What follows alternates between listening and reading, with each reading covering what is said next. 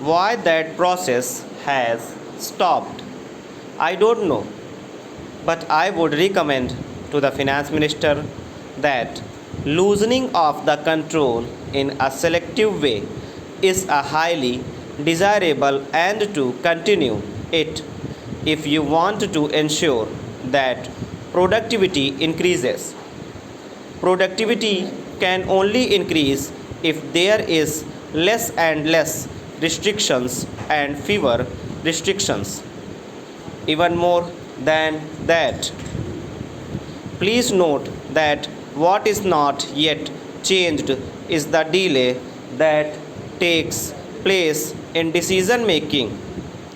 The delay in decision making has a disastrous effect in many ways. I would say that unless the finance minister, or rather the entire government, makes a decisive and determined effort in this direction, they will find that many of their good policy decisions may also not produce the desired results.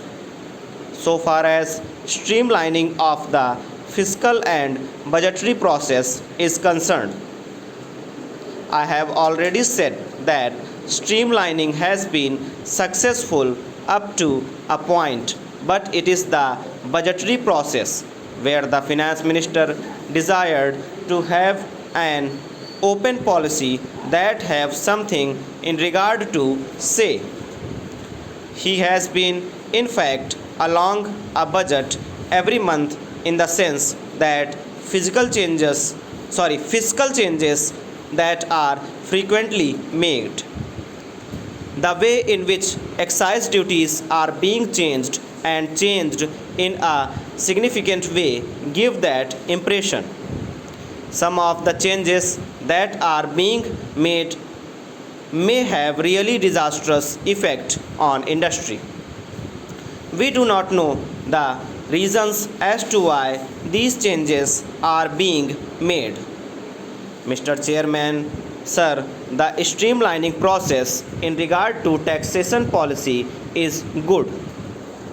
I understand that the income tax bill is being revised. Considerable amount of work and time was devoted some time back also. There is a Choksi committee report which I hope will look into while examining this matter. So I will not say much on that.